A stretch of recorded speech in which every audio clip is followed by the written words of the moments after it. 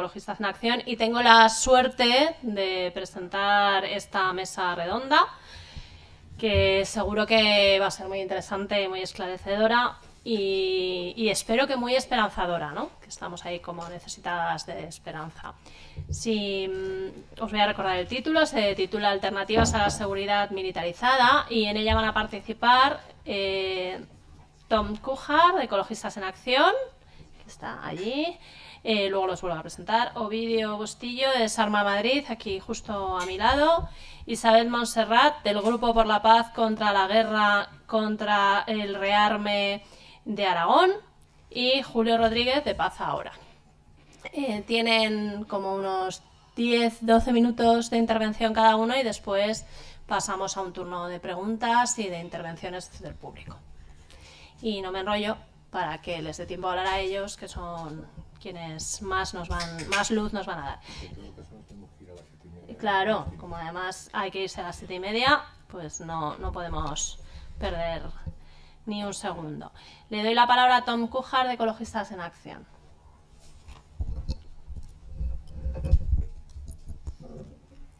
Muy buenas tardes. En primer lugar, muchísimas gracias por venir un viernes con estos calores a esta sede. Muchas gracias también a todas las organizaciones que han venido de fuera de Madrid, de las diferentes plataformas y colectivos. Y voy directamente al grano. He preparado unos 10 puntos. Espero de no pasarme de los 10 minutos, o sea, 1 minuto para cada punto. La seguridad militarizada fue el paradigma dominante en la gestión de los conflictos y sobre todo para legitimar los estados-nación y por lo tanto necesitamos desde el Movimiento por la Paz y contra el rearme plantear una alternativa, ¿no?, a esa seguridad militarizada que en un primer título podría ser la cuestión de paz, diplomacia transformadora y no agresión, ¿no? En ese contexto necesitamos impulsar lo que es la resistencia no violenta, el diálogo intercultural y la prevención de conflictos. También necesitamos urgentemente romper con cualquier estado agresor, ¿no? Y eso, pues, actualmente con el genocidio en Gaza hemos visto que no está ocurriendo y eso sería una de las grandes propuestas de un movimiento por la paz, de una forma más inmediata, ¿no? También quiero lanzar un mensaje respecto al conflicto de Ucrania que mañana se va a tratar en una mesa, ¿no? Porque en los años 90, con la Carta de París, ya se planteaba la necesidad de un espacio de seguridad común, euroasiático, pero incluyendo a Rusia en igualdad de condiciones y por lo tanto también a Ucrania en un espacio de este tipo, ¿no? Por lo tanto, por ahí tienen que ir algunas de las propuestas que desde el Movimiento por la Paz deberíamos plantear, ¿no? Que obviamente tiene que ser una retirada de las tropas rusas de Ucrania, pero también tiene que incluir, por ejemplo, el fin de las sanciones y la devolución de todos los capitales congelados por parte de la Unión Europea de Rusia, ¿no? Un segundo apartado llamaría la descolonización de las relaciones internacionales, ¿no? Hemos visto que a lo largo de las décadas después de la Segunda Guerra Mundial, la seguridad militarizada ha sido un medio para mantener un orden imperialista y lo que también quiero resaltar, el modo de vida imperial, ¿no?, que depende mucho de esa explotación y el expolio por parte de los estados centrales occidentales del sur global. A los ojos de los partidarios del rearme ahora mismo, hay una amenaza a la paz y a la seguridad que es Rusia, ¿no? Y por supuesto también China. Esa narrativa dominante sobre todo está en los medios de comunicación de Estados Unidos, pero también en Europa del Este y Alemania, y es una de las tareas, ¿no?, que tenemos para desmontar esa narrativa aquí. Esa nueva ideología de la Guerra Fría pone democracias versus autocracias, ¿no? Cuando se elimina y se intenta ocultar completamente el auge de las extremas derechas y los nacionalismos en la propia Unión Europea, por ejemplo, y en Occidente, ¿no? Frente a eso, pues creemos que necesitamos desmilitarizar la política de seguridad y defensa con una visión ecosocial y anticapitalista. La seguridad no se puede lograr mediante la disuasión, sino mediante el fomento de la confianza, el control de armamentos, los tratados de desarme y la no agresión estructural. Necesitamos unas relaciones internacionales basadas en la cooperación, solidaridad y no confrontación. El tercer punto es el desarme nuclear, desmilitarización y salida de alianzas bélicas. Ahí superaría un tema fundamental, que es que el militarismo es uno de los puntos centrales en la destrucción del planeta, pero también la propia crisis ambiental y el agotamiento de los recursos toman un papel cada vez más central en los conflictos armados, o lo que llamaríamos los conflictos por los recursos. Y ahí hay toda una carrera armamentística en torno a ese control de los recursos naturales. Entonces ahí tenemos que recuperar el control democrático sobre la política de defensa y, por supuesto, reducir radicalmente y reorientar el gasto militar hacia el bienestar social y lo que es la adaptación al colapso ecológico global, ¿no?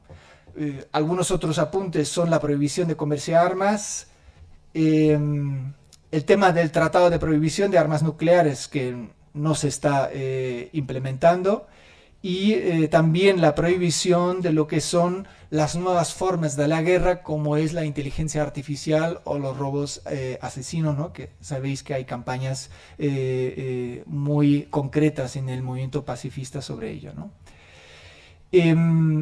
Dejo también un apunte, solo porque no hay tiempo de profundización, pero por supuesto eso implica una salida de la OTAN, pero hay que dar un paso más, ¿no? Hay que plantear todo la oposición y la salida del régimen de guerra de la propia Unión Europea, ¿no? Sabéis todos los planes estratégicos desde Javier Solana en el 2003 hasta Josep Borrell recientemente.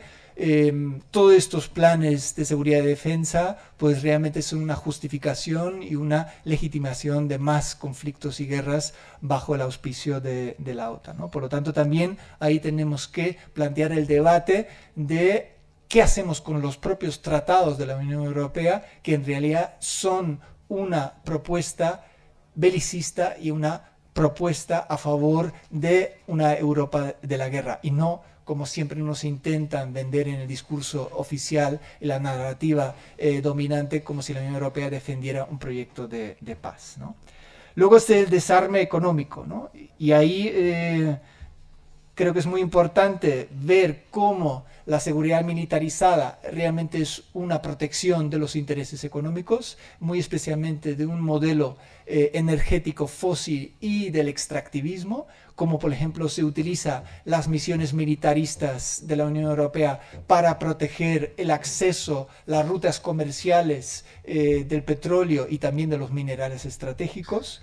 Y ahí la alternativa tiene que ser un decrecimiento orientado a la justicia social y ambiental, ¿no? Considerar sobre todo las relaciones de clase, género y coloniales, el reparto de todos los trabajos, la relocalización productiva y un cambio en el metabolismo social, ¿no? O sea, el futuro va a estar en el metabolismo agrario y local, y eso significa abandonar la agricultura industrial y esa fijación que el tecno-optimismo de hoy en día. También significa intervenir, expropiar, nacionalizar sectores estratégicos, ¿no? Hemos hablado mucho de la banca pública, justicia fiscal, cuestiones claves de reorientar la industria militar hacia usos civiles, ¿no?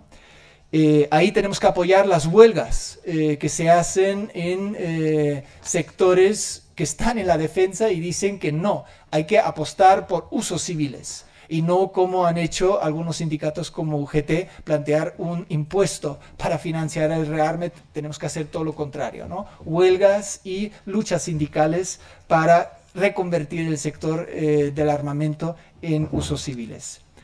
Democracia energética, soberanía territorial, ¿no? Ahí es clave la reducción del consumo energético de materiales en el norte global, eliminar los subsidios para el capital fósil y todas las actividades destructivas, y también plantear las alternativas al extractivismo, ¿no? Que ahora mismo la industria militar es un actor fundamental. Si lo vemos, la ley europea sobre materias primas críticas y todo lo que es el pacto industrial limpio, eso está directamente vinculado con los grandes intereses industriales, sector automovilístico, sector de las telecomunicaciones, sector de la digitalización, pero fundamentalmente también de acceso a los recursos naturales por parte del complejo industrial militar, ¿no?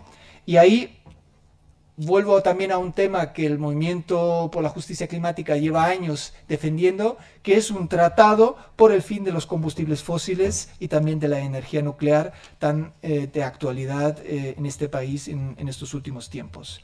El sexto punto va sobre justicia global y reparación del sur global. Ahí recalco que el capital fósil militar impone una violencia estructural y el colonialismo energético mineral en los países del sur. Y frente a eso, el movimiento social lleva décadas defendiendo la abolición de la deuda externa, reparar las deudas históricas y ecológicas, y en este contexto de una emergencia climática ambiental global, tenemos que hablar de unos países que son los más vulnerables. Un minuto, Tom. Un minuto. Un minuto. Para recibir cuantiosos pagos de reparaciones por parte de los antaños sacaron sus beneficios del capitalismo fósil, ¿no? El séptimo punto tiene que ver con la desmilitarización de fronteras y el derecho a migrar, y ahí sobre todo subrayo la disolución de Frontex como una de las agencias que ha ido naciendo junto con la estrategia de una intervención militar a través de políticas de defensa y seguridad en el exterior por parte de la Unión Europea. Al mismo tiempo han creado y financiado y militarizado a Frontex como un agente de militarización de las fronteras.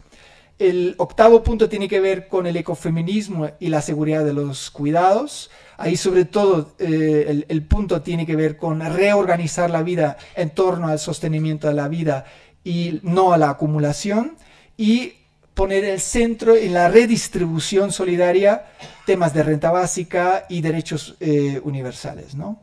El noveno era la cultura de paz y la resiliencia comunitaria, enfocando sobre todo en políticas de cuidado y fomentar redes de apoyo mutuo, mediación y resolución no violenta de conflictos, como la justicia restaurativa. Y el décimo y último punto tiene que ver con la participación democrática y la autogestión ecosocial, ¿no?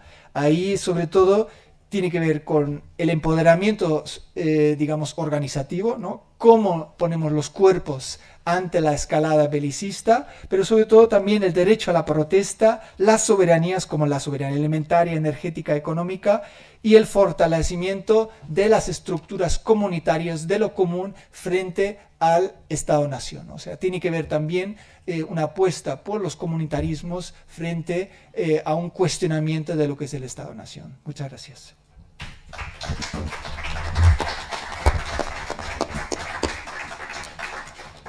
Muchas gracias, Tom. Damos la palabra a Ovidio Bustillo, que es de Desarma Madrid. Gracias. Y gracias a todas por estar aquí y por estar donde creéis que tenéis que estar. En primer lugar, cualquier alternativa a la seguridad militarizada pasa por analizar qué seguridad queremos y qué es lo que nos da seguridad. En segundo lugar, toda alternativa a la seguridad pasa por la desmilitarización como ideología, cultura y praxis, verdadero sustento de los ejércitos. Vivimos en una sociedad militarizada, aunque no nos demos cuenta, o mejor dicho, no nos damos cuenta de que vivimos en una sociedad militarizada porque el militarismo está en las mismas entrañas de la sociedad. Lo llevamos por dentro. Quiero empezar siendo claro. Los ejércitos modernos del mundo occidental no nos defienden de nada. No dan seguridad, dan miedo y cuando no pánico. Pensemos en el ejército de Israel, en el ucraniano apoyado por la OTAN o en el ruso. Son aparatos de dominación y de poder al servicio de las élites.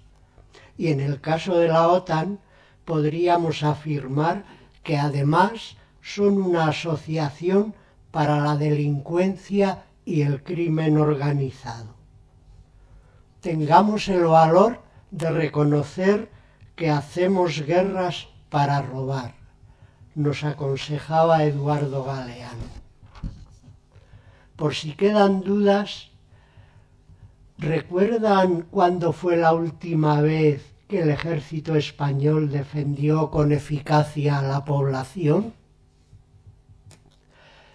En su haber tenemos un siglo XX con casi 50 años vividos en dos dictaduras militares y de propina una transición tutelada con continuo ruido de sables. Gracias por los servicios. ¿Qué estaban defendiendo cuando fueron a Afganistán? ¿A defender la patria y las fronteras a miles de kilómetros, destrozando un país que nada nos había hecho? ¿Y en Irak? ¿Nos trajeron seguridad o inseguridad?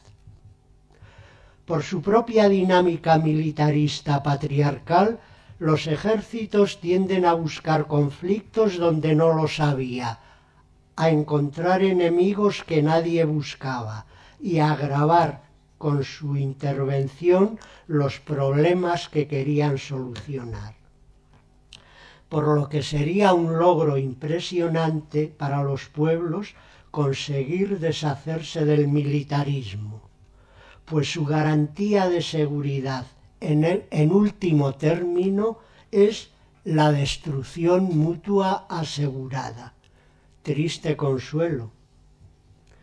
Sin embargo, la seguridad es una aspiración humana y una necesidad irrenunciable. Comienzo por un concepto y una realidad ya presente, la seguridad social. Es una realidad del sistema público que garantiza prestaciones en caso de enfermedad, si pierdes el trabajo, si llegas a la jubilación, pagando la pensión actualmente a unos 10 millones de personas, a la maternidad, si tienes un accidente laboral o si quedas inválida. Todo eso sí que nos da seguridad y vale la pena insistir en ello. Es una seguridad solidaria, hoy en peligro. Nos intranquiliza ponernos enfermos y que el médico tarde varios días en poder vernos o que necesitemos una operación y tengamos que entrar en una larga lista de espera, porque una sanidad pública y de calidad sí nos da seguridad. Lo mismo que nos da seguridad saber que aunque nuestros recursos sean escasos, nuestras hijas e hijos tendrán acceso a una educación pública de calidad y acceso a la universidad sin tener que endeudarse. Daría seguridad saber que podemos acceder a una vivienda digna, con un sueldo digno, a un aire limpio, a un entorno y un planeta habitable. Daría seguridad saber que estamos haciendo lo posible por eliminar las causas del cambio climático y prevenir sus consecuencias. Daría seguridad saber que en nuestro país se respetan los derechos humanos, sin leyes mordaza ni cloacas del Estado, sin miedo a que un montaje policial te lleve a la cárcel o un juez te condene por tu ideología. De todas estas seguridades, el ejército no defiende ninguna, sino que sus constantes exigencias de financiación amenazan con el colapso de los servicios públicos, amenazados ya por fondos buitre, políticas neoliberales y exigencias europeas que, después de aconsejarnos gastar menos en sanidad y pensiones, nos lo acabarán exigiendo, como ya amenazó Mark Rutte, secretario general de la OTAN. ¿Quién defiende, pues, todo lo que nos da seguridad? Lo defendemos la ciudadanía organizada en mareas, asociaciones, colectivos, plataformas y algunos partidos y sindicatos. Haríamos bien en provocar sinergias, elaborar programas comunes y constituirnos en la verdadera alternativa de seguridad, una seguridad no militarizada, centrada en lo que nos importa, horizontal y descentralizada. En algunos ámbitos no violentos se han hecho importantes esfuerzos en desarrollar una defensa popular no violenta como alternativa a la defensa militar en caso de una agresión exterior, basada en la experiencia de las abundantes y variadas resistencias al nazismo, en la experiencia de las luchas no violentas por la descolonización, como la India de Gandhi, y en la rica experiencia de las luchas no violentas latinoamericanas. Desde mi punto de vista, las agresiones militares exteriores suelen ser predecibles y evitables si hay voluntad. Sin embargo, no está de más conocer la caja de herramientas y las estrategias que nos aporta la no violencia, pues ofrecen un material imprescindible para enfrentarnos a la invasión silenciosa que ya sufrimos con la presencia de fondos buitre, multinacionales, fondos de inversión o políticas impuestas desde centros de poder ajenos o propios. Unas herramientas que sobre todo nos servirán para defender lo que verdaderamente nos importa. Desde distintos movimientos coincidimos en la necesidad de poner la vida en el centro. Eso significa alejarla del militarismo y de la brutalidad de la guerra. Por la propia supervivencia como especie, necesitamos cambiar la cultura militar de la violencia y la guerra por una cultura de paz, de cooperación, de justicia, de no violencia. La tarea de la desmilitarización es tan difícil como necesaria, incluso diría que es urgente. Necesitamos desmilitarizar mentes para pensar que otro mundo es posible. Necesitamos desmilitarizar la cultura para que dejemos de considerar como grandes hombres de la historia a quienes fueron grandes criminales, como Alejandro Magno, Napoleón o Pizarro. Necesitamos desmilitarizar la ciencia para que deje de estar al servicio de la muerte y la destrucción y se ponga al servicio de la vida. Necesitamos desmilitarizar los territorios para que dejen de ser campos de entrenamiento para la muerte. Necesitamos desmilitarizar las conciencias, animando a la desobediencia. ¿Cómo nos gustaría que en vez de ser unas decenas, fueran miles los jóvenes objetores de conciencia en Israel que se niegan a la colonización y el genocidio? desmilitarizar el lenguaje, la información, desmilitarizar la economía, porque cada euro que dedicamos a preparar la guerra es un euro contra la vida. Desmilitarizar el trabajo para que nadie tenga que trabajar en una fábrica de armas que destruirán la vida de otros trabajadores. Incluso desmilitarizar las creencias. Cuando el militarismo logra tener a Dios de su parte, todas las atrocidades se convierten en actos virtuosos. El genocidio que hoy se está cometiendo en Palestina está avalado al menos por parte del judaísmo. Las atrocidades de ISIS son un pasaporte para el paraíso, y el cristianismo está plagado de guerras santas, cruzadas y guerras justas. Que no nos engañen más con palabras bonitas como invertir en seguridad o defender valores europeos. Concluyo con el lema de la Internacional de Resistentes a la Guerra. La guerra es un crimen contra la humanidad. Por tanto, preparar la guerra es preparar crímenes contra la humanidad. A los hechos me remito.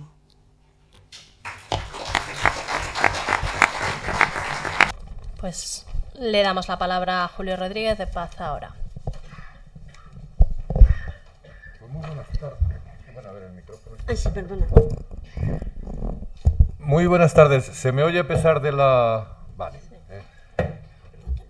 Yo no puedo contagiaros, pero vosotros a mí sí. Es que tengo una bajada, una caída de glóbulos blancos. Bueno, a ver, yo, para empezar, lo que quiero deciros, quiero proyectar algo. A ver si soy capaz, porque las instrucciones son difíciles de seguir. A ver, había que dar hacia atrás. Bajar con la ruedita. Había que bajar. Ah, no, uno menos. A ver, lo intento de nuevo, Vuelve a subir. Puedo subir. Ahí, no, pero no dos. Ahí a punto estuvo. Ahí. Alas que desafían Atención, los hielos. atención, es Camiones importante. de mando, trenes de aterrizaje, fuselajes,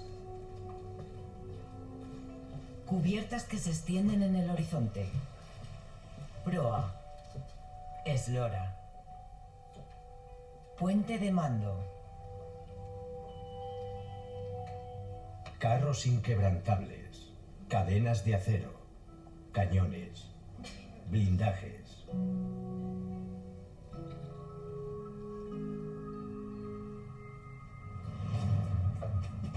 Esfuerzo, sudor y afán de superación forjan nuestro destino. Trabajo en equipo, compañerismo y sentido del deber. Dedicación, entrega y formación, nuestra pasión en cada desafío.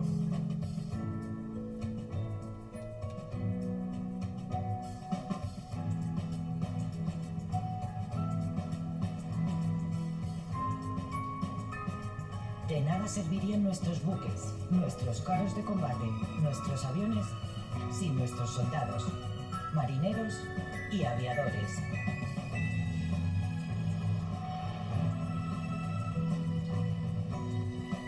Somos tu fuerza, y aunque no siempre nos ves, siempre estamos contigo. Ahora. Las Fuerzas Armadas te deseamos feliz Navidad y próspero Año Nuevo. Es entrañable, ¿verdad? Vale. Pues igual que decía el otro día un humorista que después de ver Ben-Hur quería volver a hacer la primera comunión, yo después de ver este vídeo es del gobierno de España, o sea, no os creáis, pero el gobierno actual, no del gobierno de hace no sé cuánto tiempo. Además, se nota que hay un matiz socialista del PSOE, quiero decir, en este vídeo, porque recuerda la parte última, aquello de... O sea, se nota que han leído a Bertolt Brecht, por ejemplo, ¿no? O sea, quiero decir que igual que se nota que hay gente del PSOE que de pequeño, bueno, en la universidad, pues se leyó el primer tomo del Capital, por lo menos la contraportada, ¿verdad? Y estas cosas, pues leyeron a Bertolt Brecht porque esto que dice casi al final de que de que los tanques, los aviones necesitan personas para manejarlos, pues era aquello de Bertolt Brecht: general, tu tanque es muy potente, tu avión es muy potente, pero necesita un soldado, una persona que lo quiera pilotar o que quiera manejar el tanque. Estos mensajes de Feliz Navidad vamos a encontrar muchos a partir de ahora, cada vez más, quiero decir, ¿no? Lo que pasa es que, desgraciadamente para ellos, quiero decir, para los militaristas y para los militares, que no es exactamente lo mismo, pero se complementan, pues no, en fin, no, podían pagar en las televisiones públicas y privadas espacios para que esto lo conociera toda la gente, todos los votantes, todos los electores, todas aquellas personas que pueden celebrar la Navidad pensando que nuestros soldados y nuestras soldados están salvando al mundo. Que es una de las cosas más bonitas también, que es que en el ejército español, afortunadamente, desde hace bastantes años ya, hay mujeres incorporándose a la milicia activa. Lo digo porque, ahora volviendo hacia atrás, por cosas que ha planteado el compañero Ovidio, ¿no? Hay una tradición antimilitarista en el Estado español, que por supuesto va unido a lo que ha dicho Ovidio, de que hemos tenido 2 dictaduras militares, con lo cual, por lo menos la gente que tenemos ya una edad, por ejemplo los que estamos aquí y las que estamos aquí, pues no tenemos especial cariño a lo militar. Pero bueno, a ver, hay que volver un poquito antes, incluso de la dictadura de Primo de Rivera. Ahí está la enorme movilización en Cataluña, casualmente, de la Semana Trágica que se llamó de Barcelona, que era el inicio, la chispa de aquella movilización sangrienta al final, era que querían llevarse a la guerra a los veteranos. Y en aquellos años lejanos, un señor de 25 años ya era padre de familia, ¿no? Y se querían llevar a padres de familia otra vez a la guerra, a África, cuando estaban siendo derrotadas las fuerzas españolas allí en Marruecos, ¿no? Y entonces, aparte de la lucha contra las 2 dictaduras militares, pues ahí está esta experiencia, que es lo que se ha dicho abajo, la lucha contra la OTAN, y la lucha que hicimos algunos que éramos jóvenes hace muchos años, y que era el movimiento por la insumisión, ¿eh? Nosotros, los que fuimos insumisos, pues tuvimos que sentarnos en el banquillo. Yo fui uno de ellos, y los fiscales pedían unas penas de 2 años, 4 meses y un día, que es lo que ponía la ley que hizo Felipe González. La muestra de que a veces movilizarse y enfrentarse a la prisión, incluso, porque llegó a haber 1.200 insumisos en prisiones, no es pequeña cosa, en aquellos años. Algunos nos libramos porque dependíamos de los jueces, como ahora, O sea, quiero decir que Pedro Sánchez puede acabar en la cárcel o no, dependiendo del juez que termine llevando su caso, ¿no? O sea, por ejemplo, todos sabemos que cualquier familiar de Esperanza Ayuso, sea su hermano, su novio, lo que sea, nunca va a ir a la cárcel y puede caer en prisión el fiscal general del Estado. Pues esto era igual, Los insumisos, dependiendo del juez que nos tocara, pues a mí me cayeron solo 4 meses y no fui a la cárcel, ¿no? Pero otros se pasaron los 2 años, los 4 meses y un día en prisión. Y sin embargo, es la muestra también de que a veces una movilización fuerte que lleva una represión fuerte consigue algo. Por ejemplo, acabar con el servicio militar obligatorio, lo cual no es pequeña cosa. Y lo conseguimos gracias a la conjunción de varios factores. El primero, que casualmente en Cataluña y en Euskadi era donde había más insumisos y objetores de conciencia, digamos, legales. O sea, llegó un momento que en Cataluña y en Euskadi no iba a haber gente para hacer la mili. Y lo segundo, que José María Aznar, este gran hombre, este gran estadista, necesitaba los votos catalanes de Convergencia y Unión, bueno, y también los del PNV. Y sobre todo Jordi Pujol, aunque también el PNV, le forzaron a José María Aznar, no le costó mucho forzarles, le forzaron a hacer algo que ya estaba haciéndose en Europa, que es suprimir el servicio militar obligatorio. Bueno, claro, ¿a dónde queremos parar con esto? Se ha dicho abajo, lo ha dicho Diosdado, en varios países de Europa se está volviendo a plantear el servicio militar obligatorio, ¿vale? Entonces yo ya, por ejemplo, tengo una edad que, en fin, que aunque ya puedan poner la mili de colores, como los del vídeo, pues no me van a llamar, pero nuestros hijos, nuestros nietos, hay que decirles, no sé que vengan a estos actos a aburrirse a lo mejor a la hora de la siesta, pero sí que tienen que plantearse, la gente que nos sucede en edad, que la movilización les va a afectar a ellos, o la falta de movilización les va a afectar más a ellos y a ellas que a los que ya estamos pues el rumbo hacia la 3ª o la 4ª edad. Lo que hay que plantearse, y es lo que nos planteamos algunas y algunos, es la necesidad de que exista un movimiento antimilitarista y que sea no binario. Ahora me explico las dos cosas. Lo de antimilitarista quiere decir que hay en el Movimiento por la Paz, y la muestra es estas jornadas, esta conferencia, hay distintas visiones y todas son complementarias y todas nos estamos complementando al organizar esta conferencia, al participar en ella, ¿eh? Pero hay distintas visiones y una de ellas, desde luego, la que yo defiendo, la que defiende Paz ahora y la que defiende los que éramos insumisos en aquel momento y seguimos siendo insumisos aun con entradas en el cabello, es que hay que plantearse que la única alternativa real a la militarización, que es el título de esta charla, es el antimilitarismo. Es decir, es rechazar lo militar, es rechazar el vídeo en todas sus... Todo lo que sale en el vídeo hay que rechazarlo y hay que explicarle a la gente, la joven, la vieja y la mediana, que desde luego no es para sentirse orgulloso que nos digan Feliz Navidad unos tipos que están diciendo además lo bonito que es tener submarinos, tanques, etcétera, etcétera, etcétera, porque esos tanques, submarinos, etcétera, desde el punto de vista antimilitarista o simplemente pacifista, van en contra de lo que se ha planteado y se ha planteado abajo, van en contra de la seguridad social, van en contra de nuestras pensiones, van en contra de la ayuda a domicilio, que se necesita mucha gente mayor, van, por supuesto, en contra de la educación pública y gratuita, van en contra de la sanidad pública y universal.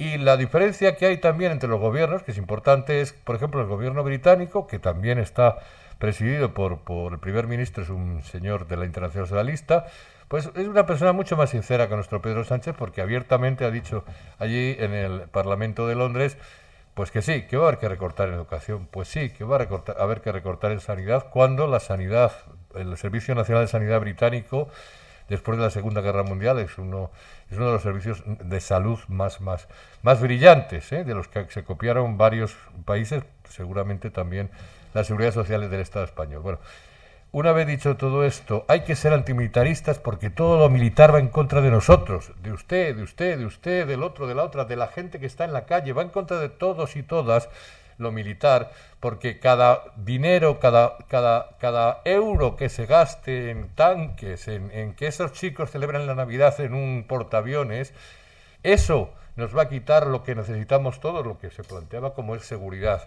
Todo lo que plantea la compañera de Aragón, que se está haciendo allí, y en otros puntos del Estado español, pero también en Aragón, y también en el campo de tiro de las Bárdenas Reales, que está ahí en Navarra, pero pegado a Aragón. Todo lo militar va en contra de la seguridad, de la felicidad de las personas, se pongan como se pongan. Y esto es lo que tenemos que combatir, desde mi punto de vista. Oye, habrá otras opiniones. Y ahora me refiero a lo de la no binariedad. Esto es una pequeña butaz, pero viene a cuenta de lo siguiente. Lo binario es el 0 y el 1, que es lo que funcionan los aparatos, cualquier cosa electrónica ahora mismo.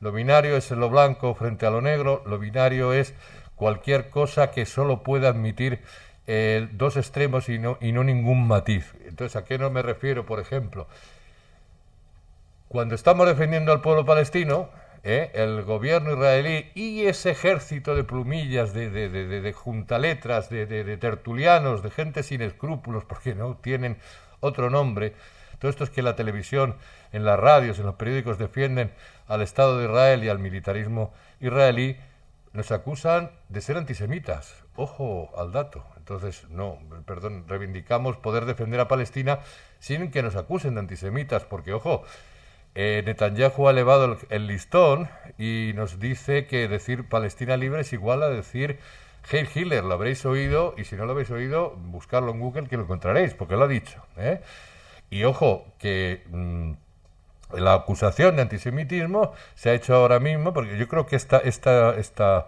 terrible catástrofe que hay ahora mismo en Palestina, estos 15 meses, 20 meses ya, no se ha conocido en todos estos años anteriores. Es decir, durante la Guerra Fría, ni la Unión Soviética ni Estados Unidos, en los peores momentos de enfrentamiento, se les ocurrió pedir la dimisión del secretario general de Naciones Unidas. Ahora se ha hecho.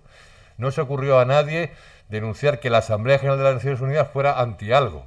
Ahora se ha hecho, que es antisemita la Asamblea General de Naciones Unidas, nada menos. O sea que 180 países han votado varias veces estos 20 meses resoluciones a favor de Palestina, y esos 180 países, los 186, son antisemitas.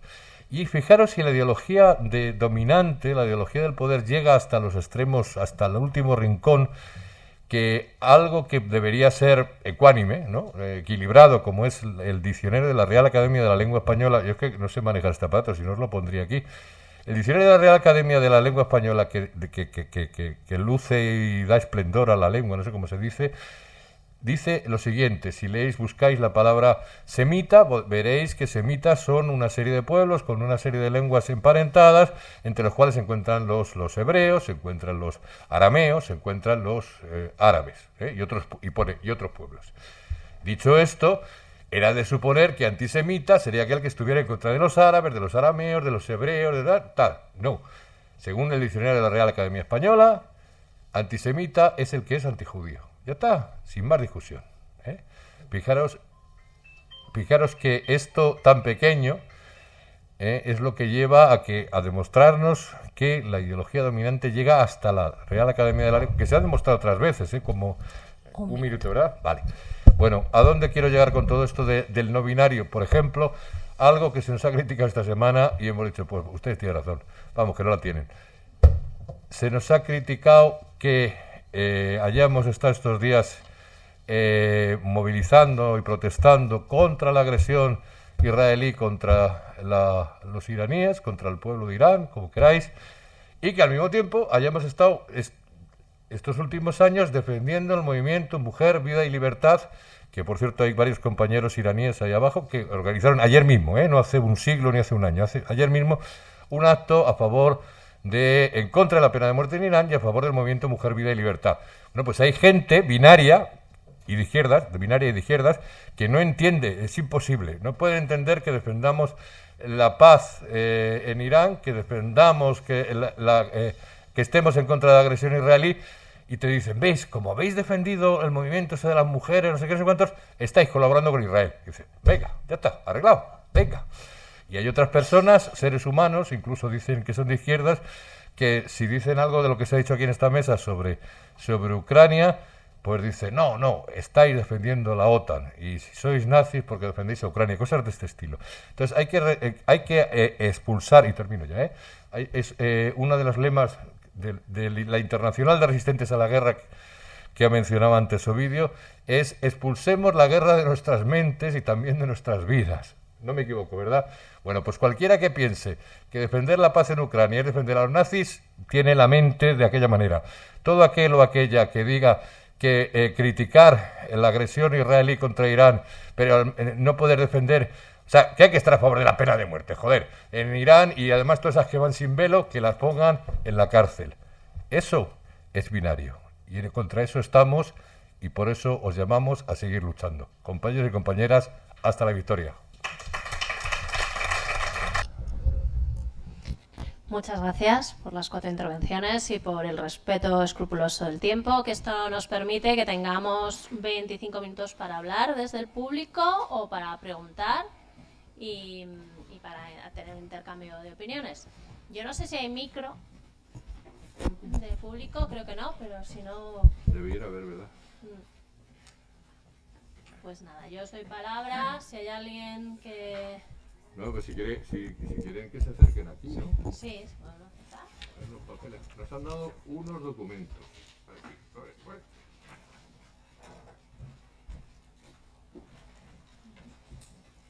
¿Alguna cuestión, alguna intervención desde la sala? Sí.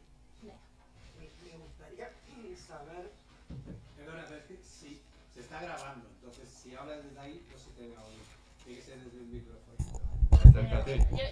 Si no se quiere levantar, yo repito la pregunta. Vale. Que me gustaría saber de qué forma las diferentes organizaciones del territorio español van a trabajar en un futuro cercano para llegar a unos acuerdos mínimos en el que podamos accionar en cada territorio y movilizar a la ciudadanía. La pregunta va encaminada a saber de qué forma las diferentes organizaciones del territorio se van a organizar, o sea, del territorio español se van a organizar para intentar movilizar a la ciudadanía. No sé si tenemos 4 o 5 todavía. ¿No hay más? Creo que estamos todavía... Mira, ya se van animando. Venga, Emilio. Venga. Ahí, dale. Pues en el siglo XX hubo unas guerras muy gordas, mataron mucha gente y la gente necesitó fomentar la eso nació, entre otras cosas, las Naciones Unidas, Organización de Naciones Unidas. Se ha criticado mucho la Organización de Naciones Unidas, pero de alguna manera el objetivo parece interesante. ¿Qué posibilidades? Se ha hablado durante muchos años sobre reformar las Naciones Unidas. ¿Qué pasa? ¿No se puede reformar? ¿No se puede actualizar, refundar? Pero quizás sí necesitamos algo de este tipo, ¿no? Recojo la pregunta para la grabación. Se ha hablado de las guerras en el siglo XX, guerras terribles, y entonces después de esas guerras la gente necesitó fomentar la paz y fruto de ello pues nacieron Naciones Unidas, que han sido fuertemente criticadas en muchas ocasiones, pero que tal vez ahora se necesite algo así, y la pregunta va encaminada a ver qué posibilidades hay de refundarla, de reestructurarla y de hacerla, ¿no? Más o menos sería esto. ¿Alguna pregunta más? Venga, animarse, joder. Resulta Venga. el tiempo hoy. Soy ingenua, pero este comunicado que ha hecho Pedro no está a favor del aumento del gasto militar así de repente. ¿Creéis que tendrá algún recorrido? Pensamos que lo tendrá, pensamos que aunque sea una estrategia nos puede beneficiar, puede darnos más ánimos, no sé, estoy tan sorprendida con ese viraje que aunque obedezca a una estrategia mezquina, puede darnos un impulso, un alivio, cierto alivio quizás. La pregunta va encaminada a saber si el comunicado de Pedro Sánchez de que no va a llegar al 5% del PIB en gasto militar, si aunque pueda haber detrás una estrategia mezquina, se ha dicho, que si puede darnos un poco de alivio, que qué recorrido puede tener. Esto se pregunta a la mesa y... Me interesa mucho el planteo, bueno, todos han sido adecuados. Perdón, mi nombre es Eduardo Cachán. Yo he tenido varias militancias, tengo como todos aquí en General Unidad, y me pregunto, por las experiencias que he tenido, qué cuestión se puede concebir, construir, elaborar hoy de acuerdo a ciertas coordenadas históricas que no solo nos mantengan dentro, entiendo que este planteo está incluido en el movimientismo social, en abrir los debates, en hacer, transmitir la concientización sobre qué es la verdadera seguridad ciudadana, pero me parece que la preocupación es en qué medida ciertas tradiciones que siempre han sido conscientes y activas respecto de este problema, ciertas tradiciones políticas, logran abrirse, porque estamos en una encrucijada histórica donde nos jugamos la vida de la humanidad, digamos, no es una broma, donde solamente, por más que se siga jugando con la idea de guerra local controlada, como se viene haciendo, por ejemplo, con Ucrania, que es un estado casi predelirante con respecto a la posibilidad real de una guerra generalizada. Quiero decir esto, ¿cómo podríamos hacer para generar algo que incluya en el debate a gente que no debate sobre estas cosas y que es influida? Digo, creo que ese siempre es el desafío de la política, pero que gente que no esté incluida en esto, en nuestra cultura de debate, de militancia, de autocrítica, de reflexión, y que lamentablemente yo tengo doble nacionalidad y vengo de un país, luego de 20 años de ya ser español, donde los medios generan discurso y generan, entre comillas, conciencia o inconsciencia. Entonces, incluyo esto, esta reflexión. ¿Cómo hacer? Voy a dar un pequeño ejemplo, perdón. Hace 2 semanas fui a una movilización y me llamó la atención que delante había un cartel que decía no al rearme, es lo que todos queríamos. Pero la canción que emitía el altoparlante era del guerrillero, y a mí me encanta la canción de Bella Ciao. Pero decía, no tenemos que salir de nuestro folclore, nuestra tradición, y conseguir algo que tenga que ver con este momento y que le hable a la gente que en este momento escucha. va a ser muy difícil recoger toda la reflexión, pero bueno, se preguntaba cómo hacer para incluir a toda la gente que no está tradicionalmente vinculada al debate antimilitarista o pacifista, y en un momento especialmente delicado donde las guerras, por más que se diga, ya no pueden ser circunscritas en lo local controlado, ¿no? Que estamos en un momento crucial de que puede haber una guerra total. La intervención ha sido mucho más rica, siento no poder recogerla de esta manera. Y había otra palabra y ya iríamos por 5 preguntas, yo creo que... Aquella compañera de gafas... ¿Alguien más por aquí? ¿Aquí delante? No. Te había pedido la palabra, ¿no? Sí. ¿No? Bueno, empezamos así, luego a lo mejor hay tiempo. ¿Quién quiere responder? Yo lo de la ONU, de Emilio. Venga, pues dale ahí. A ver, Emilio, la respuesta es no, así de claro. O sea, es decir, yo quiero ser sincero y te digo que no. Y te digo que no por lo siguiente. Hay algo que tiene de bueno, es decir, la irrupción, más que la elección, la irrupción de Donald Trump, ¿eh? Y es que nos muestra que esto, aquel cuento tradicional oriental de que el emperador está desnudo, bueno, viene de Oriente y luego al final llega aquí a Europa. El emperador está desnudo en la medida que Donald Trump demuestra que la ONU no tiene ningún poder, pero que el Tribunal Internacional de Justicia no tiene ningún poder, pero que la Unión Europea no tiene absolutamente ningún poder. Está la Unión Europea desesperadita, porque llega este Donald Trump y le dice, no, a ver, en esto de Ucrania no vais a hacer nada, lo del rearme lo vais a hacer sí o sí porque lo digo yo. Además os voy a poner los aranceles, además os voy a quitar Groenlandia, aunque sea parte de la Unión Europea, y además vais a hacerlo todo porque sí. Y el día 23-24 se va a demostrar que efectivamente quien manda es Donald Trump, porque yo no sé lo que va a hacer al final el compañero Pedro Sánchez, pero independientemente de eso, a lo que se va es el día 24-25 es al matadero, es decir, a que se apruebe el gasto militar del 5%, que ya lo había planteado en la otra, en el otro mandato de Trump, y no se le había hecho mucho caso, le había dicho, sí, bueno, va, pero ahora ha dicho que ahora tiene el poder absoluto, al parecer, y demuestra que nada vale para nada, que nadie manda más que la Casa Blanca. Voy a añadir otros que no tienen ningún poder. La Liga Árabe se ha reunido en varias ocasiones desde que empezó la agresión contra Gaza. No han podido parar la guerra, la agresión, la masacre, el genocidio en Gaza.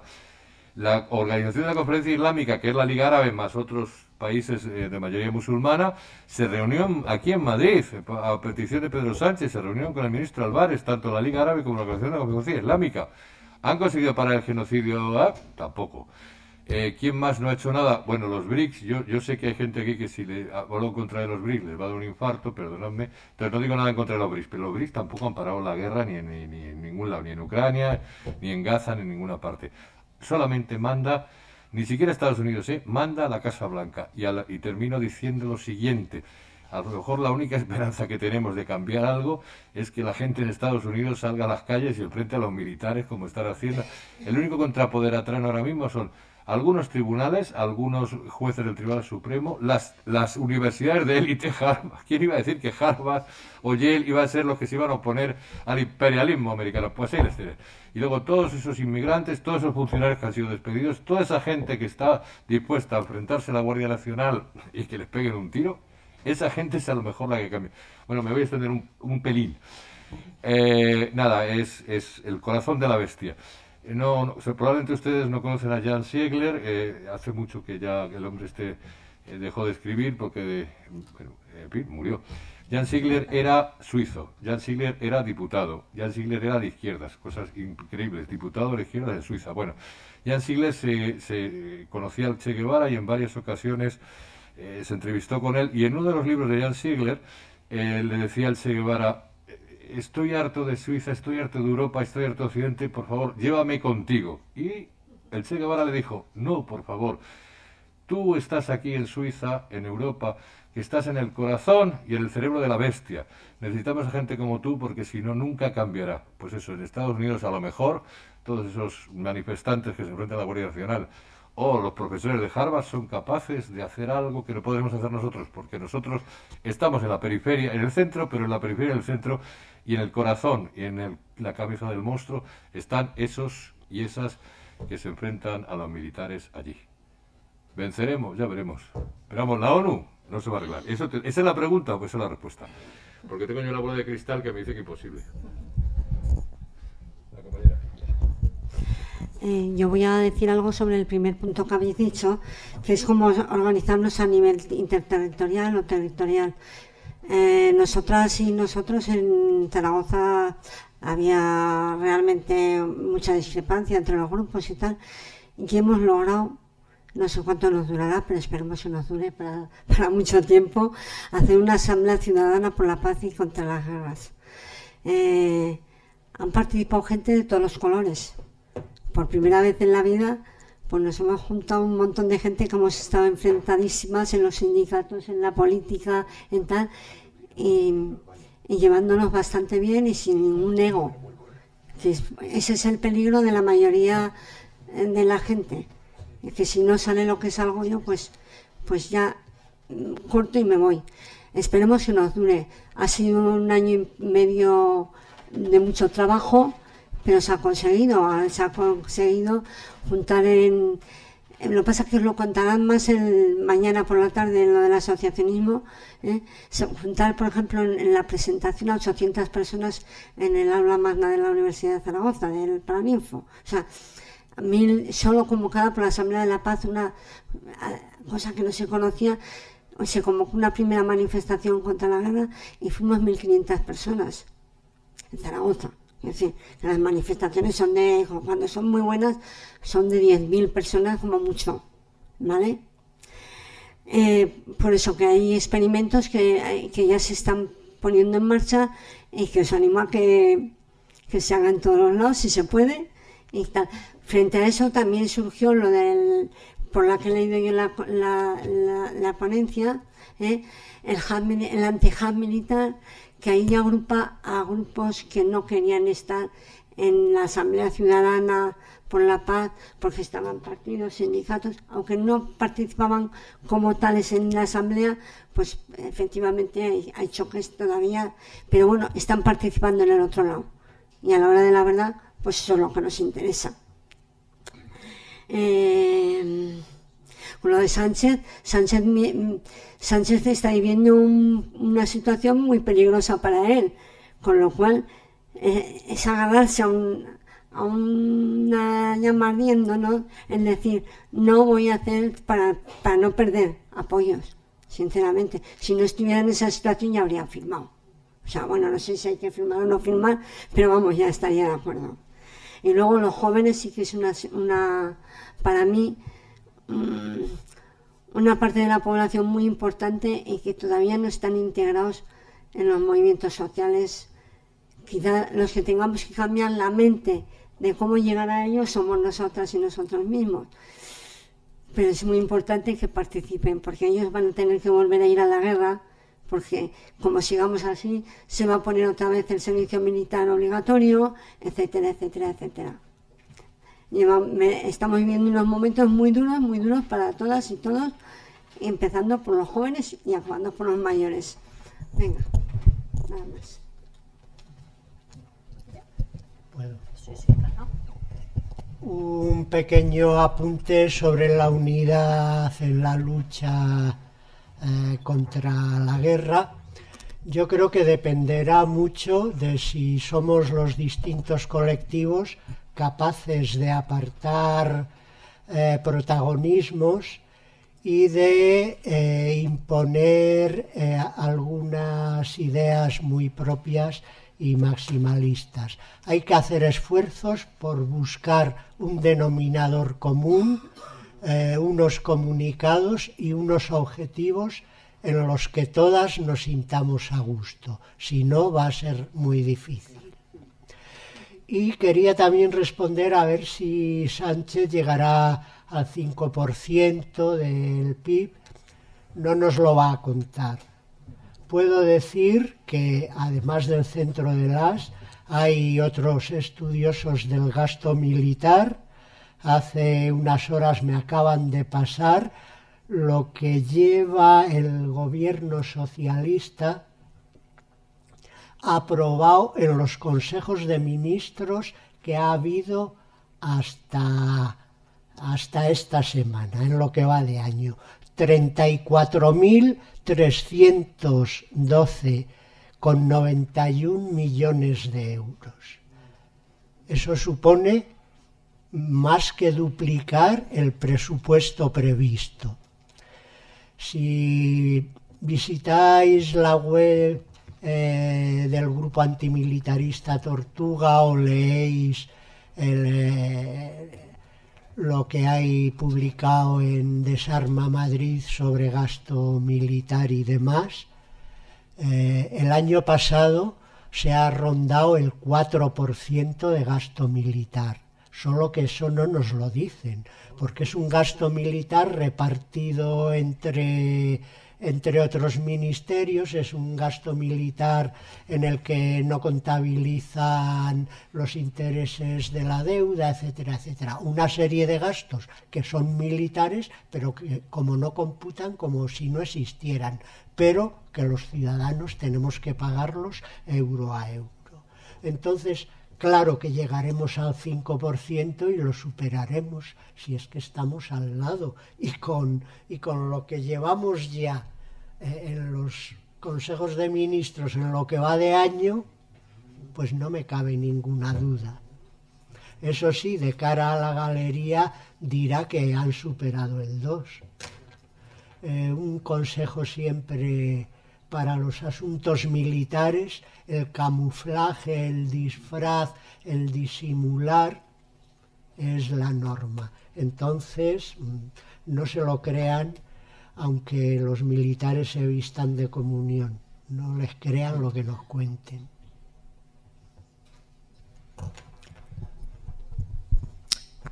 Voy a responder o intentar responder primero sobre el asunto de la carta de Pedro Sánchez. Yo creo que si queremos no repetir el error de la movilización contra la guerra de Irak del 2003, tenemos que profundizar en el asunto justamente de lo que hoy nos convocaba esta mesa. Entonces no es tan importante el porcentaje, ni la cifra, ni la cantidad de dinero, sino qué tipo de sociedad estamos dispuestos a construir. Y eso rompe completamente con el molde y la ideología y las políticas, incluso de este gobierno. No se toca el poder económico. Entonces, si realmente queremos construir un movimiento pacifista y contra el rearme, tiene que ser profundamente transformador y anticapitalista. Y ahí yo creo que hay uno de los problemas que tiene que ver con la pregunta: ¿cómo logramos romper con las diferencias políticas, ¿no? O sea, ahora mismo, a diferencia del 2003, hay un abismo entre los sindicatos mayoritarios y los que sí están comprometidos con la lucha contra el rearme. Hay un abismo. No se quiere no solo no contradecir el gobierno, sino no se quiere comprometer con la industria militar. O sea, ahora los sindicatos mayoritarios no están dispuestos a salir a la calle y decir: basta de producir bombas y armas, o incluso ni siquiera se llega a un mínimo que en otros países sí se ha llegado en sindicatos mayoritarios, y es no descargar y despachar ciertas empresas, como por ejemplo Maersk, que transporta ese armamento a Israel. O sea, hacer un boicot a las flotas, a la logística, a la lógica, digamos, de la industria militar en los puertos o aeropuertos. Entonces yo creo que tenemos que ir un poquito más allá. No es el 2%, no es el 1%, no es el 5%. Es cuestionar la lógica misma con la que funciona este gobierno. Porque Margarita Robles ya dijo en un consejo de ministras y ministros de defensa hace unas semanas que si al final hay que asumirlo, pues se asume, ¿no? Hay que cuestionar también la Unión Europea, y es mi segundo punto, y ahí quiero, digamos, discendir un poco de ese enfoque de la izquierda tradicional, sobre todo la izquierda comunista, con su enfoque hacia Estados Unidos. Sabemos mucho de Estados Unidos, sabemos mucho de la Casa Blanca, del Pentágono, hablamos mucho de Trump, pero ¿por qué no hablamos de la Unión Europea?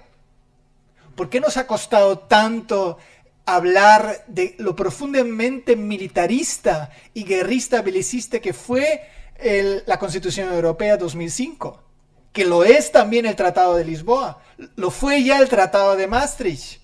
Por eso fue esa ruptura también en la izquierda después del movimiento anti-OTAN, ¿no?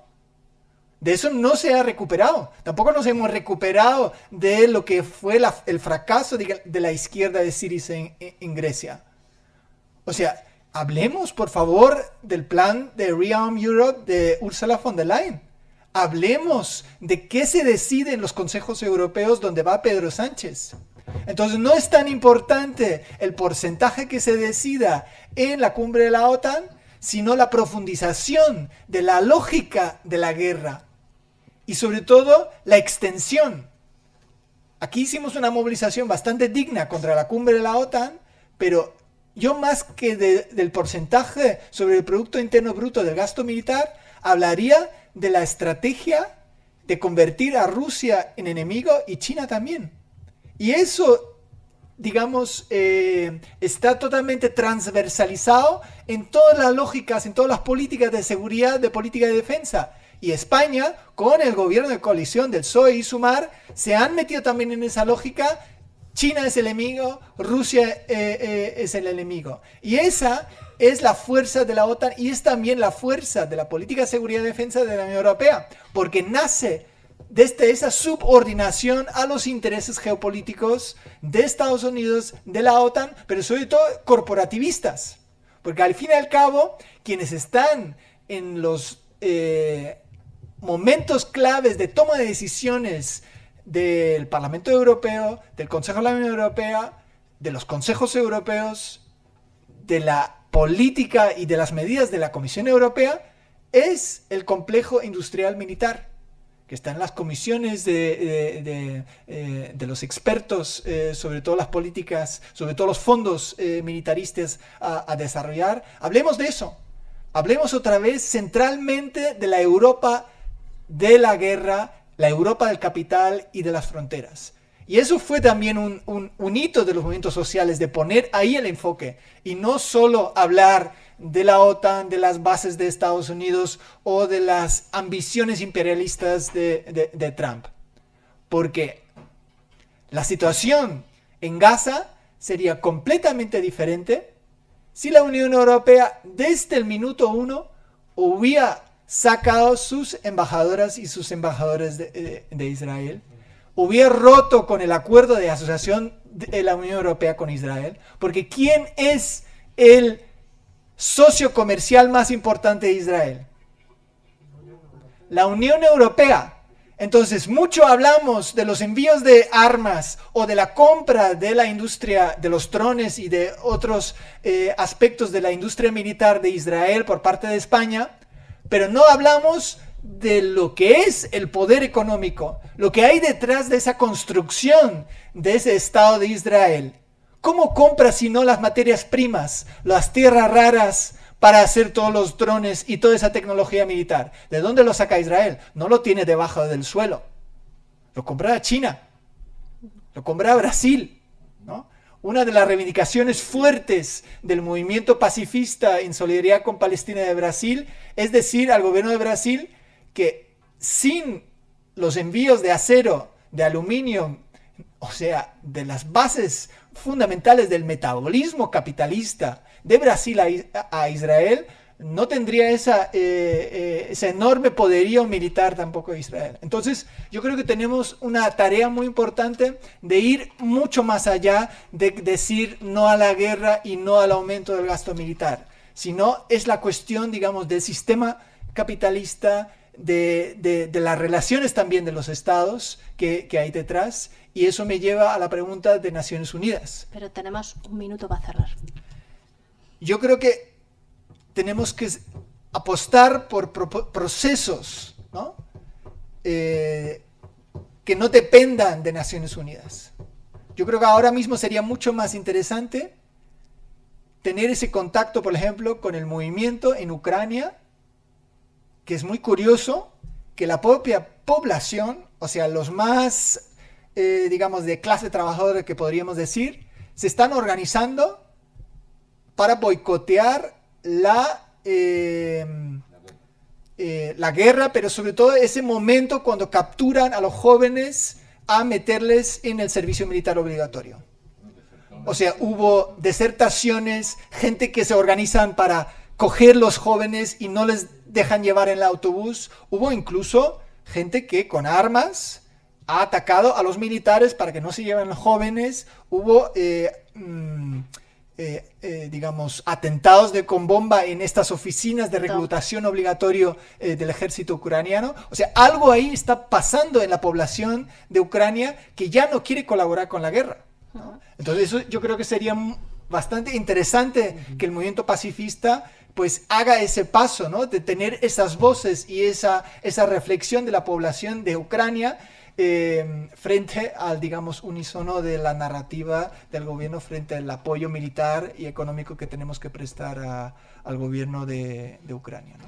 Bueno, estas son algunas pinceladas. Muchas gracias. Muchísimas gracias a todas, a todos por estar aquí, a la organización. Afortunadamente tenemos toda la jornada de mañana para seguir hablando de todo esto, que parece que tenemos muchas ganas de seguir construyendo una sociedad de paz.